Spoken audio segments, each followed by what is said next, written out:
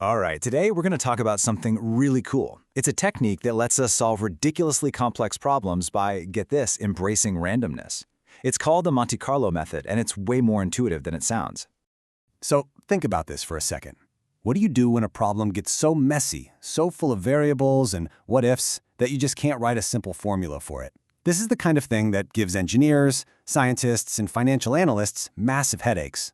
To really get a handle on this, we're going to start with a pretty fun analogy. We're going to see how you can tackle a problem by basically just rolling the dice on it a lot. Picture this. You're deep in a game of Dungeons & Dragons. You cast a spell, but it's not a simple damage roll. Nope, maybe there's a skunk that has a 35% chance to stun an enemy, but there's also a badger that has a 20% chance of getting confused and attacking you. Suddenly, trying to calculate the average outcome is a nightmare. The math just explodes with possibility. So what's the move? Well, instead of trying to build some monstrous, tangled-up formula, you can just run it. You tell a computer to simulate that single event 10,000 times. Roll all the dice, check all the percentages, and just see what happens. It's like a brute force approach that shows you the entire spectrum of what could happen. And this incredibly powerful idea of using repeated random trials to find an answer, well, it's got a name that sounds like it's straight out of a casino. It's called the Monte Carlo Method. Okay, so the formal definition is that it's a technique using repeated random sampling and statistical analysis. But what does that really mean? It just means we're running thousands of what-if scenarios over and over to get a clear picture of what's likely, what's possible, and what's not. And believe it or not, this is not a new thing. It actually has roots back in the 1930s with the physicist Enrico Fermi, but it was really formalized in the 1940s during the Manhattan Project, of all places, to solve incredibly hard physics problems they couldn't calculate any other way. And from those top-secret origins, it's now used just about everywhere. Here's the classic way to picture it. Imagine you have a square board and you draw a perfect circle inside it that touches all four sides. Now, you just start throwing thousands of darts at it, completely at random. If you count how many darts land inside the circle versus the total number that hit the board, the ratio actually gives you an estimate for the value of pi. How wild is that? You can discover a fundamental constant of the universe just by being random. Okay, so how does this machine actually work? Let's break down the core steps for running one of these simulations. It really boils down to a pretty straightforward four-step recipe. First, you build a model of your problem. Second, you figure out which parts are uncertain. Third, you generate tons of random values for those uncertain parts. And finally, you just sit back and analyze all the results. So step one, you start with your basic model. This is the simple, predictable version of your problem. You've got your inputs, you've got your formula, and you've got your output. You know, something like profit equals sales times price minus all your costs. Simple enough. Now this is where the magic happens. For the inputs that you aren't sure about, like, say, your sales volume or your costs, you stop pretending you know the exact number. Instead, you define a probability distribution for each one. It's basically a curve that says, well, the value is most likely to be here, but it could also be over here, or maybe even way over here.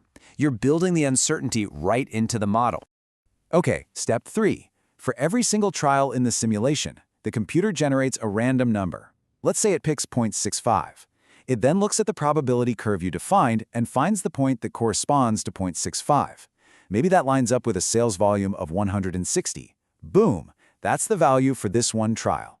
It does this for every single one of your uncertain inputs, creating one unique possible scenario. And finally, the fourth step, repeat.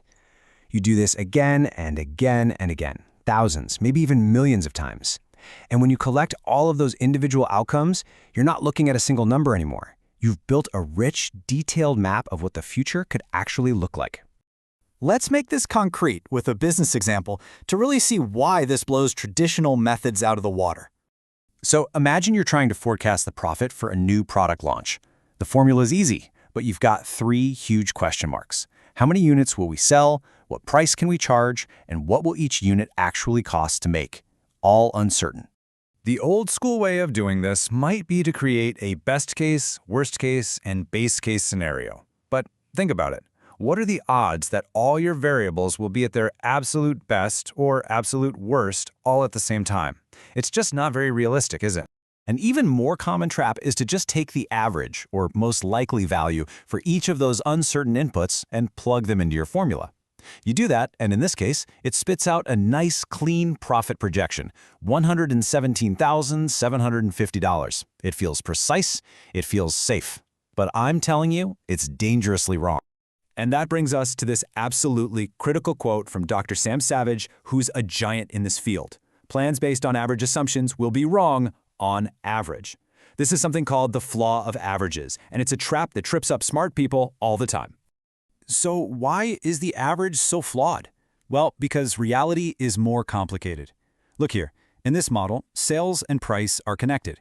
If the market is hot, yeah, you sell way more units, but that also attracts competitors, which drives your price down. A simple average calculation completely misses that crucial relationship. Now, look at what the Monte Carlo simulation tells us. On the left, that single bar is our flawed average, that 117K number. But on the right, that's the truth. It's a full distribution of possible outcomes, from losing money to making a huge profit. And here's the kicker. The actual average profit from all the simulated trials, it's way lower, closer to $93,000. The simulation gave us a much more realistic and, frankly, a much more useful picture. And that's the whole point. The real power of this method is that it allows you to embrace uncertainty, to quantify it, instead of just pretending it doesn't exist. And that is why it's used literally everywhere. In finance, to analyze the risk in a stock portfolio. In engineering, to figure out how reliable a new part will be. In project management, to see if you're going to hit your deadline and budget. It's even used in computational physics and for personal financial planning, helping you figure out the odds of retiring comfortably. So it really makes you think, doesn't it? The world isn't an average, it's a distribution of possibilities. And that leaves us with one last question. How many of our biggest decisions in our jobs and in our lives are we making based on a single, flawed average, when we should be looking at the whole, messy, beautiful range of what's truly possible?